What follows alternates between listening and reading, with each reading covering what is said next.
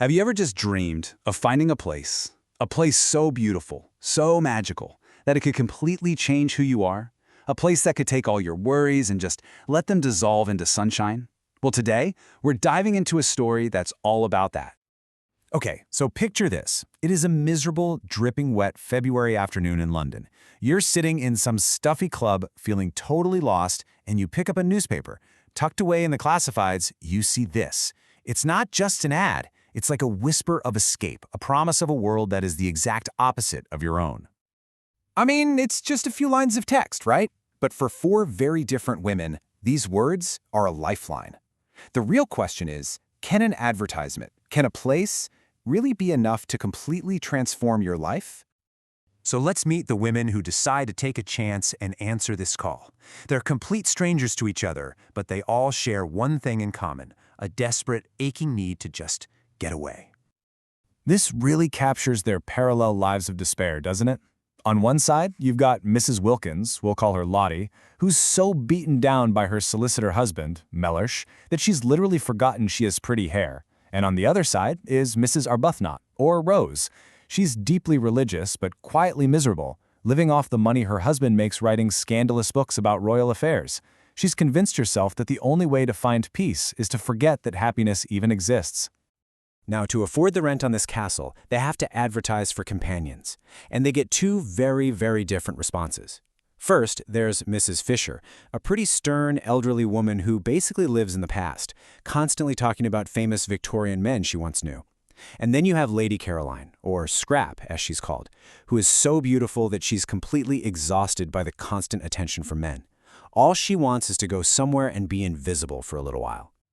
And just like that, the plan is set. Four strangers, on their way to a castle they've never even seen, all of them running from the cold, gray chill of their lives back in England. But look, this escape doesn't start with some big burst of joy. The departure is filled with guilt. The Channel crossing is, and I'm quoting here, atrocious. It's not until they get to Calais that the first little bit of warmth and freedom starts to sink in. But that hope doesn't last long. They finally get to the local train station after midnight, and it's not sunshine waiting for them, it's sheets of pouring rain and a darkness so total they can't see a single thing. So they climb into this carriage in the pitch dark on some lonely road with the sea crashing somewhere below, and they are filled with dread. They can't talk to the driver, they have no clue where they are, they are absolutely sure they've made a terrible, terrible mistake. They finally get to the castle and are led up these winding stone steps in almost total darkness, their spirits completely crushed. They just fall into bed, exhausted and miserable.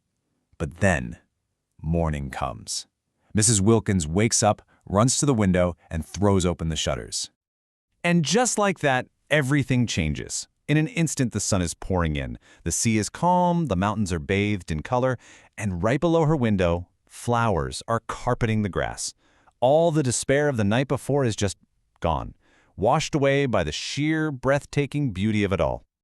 This is where the story really takes off, because it's not just a beautiful place. The castle itself, San Salvatore, it seems to have a kind of power of its own. And we are not talking about a slow, gradual change here. Nope, the transformation is immediate.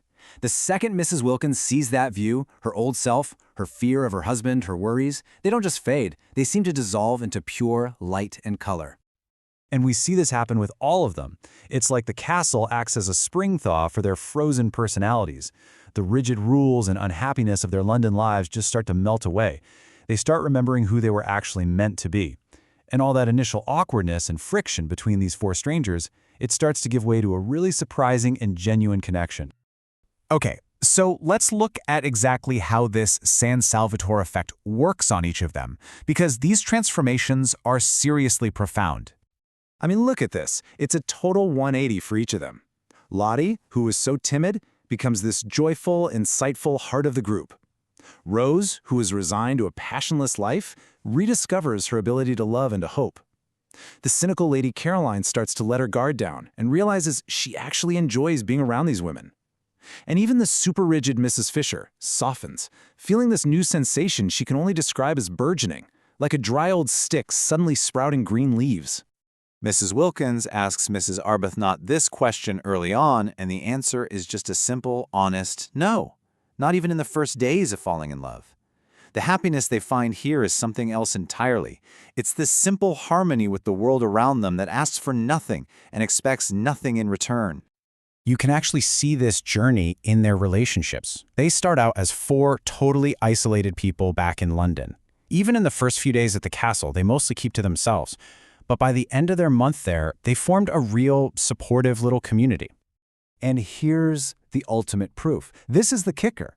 They become so confident, so secure in who they've become, that they do the one thing you'd never expect. They invite the husbands they ran away from to come join them at San Salvatore. They just aren't afraid anymore.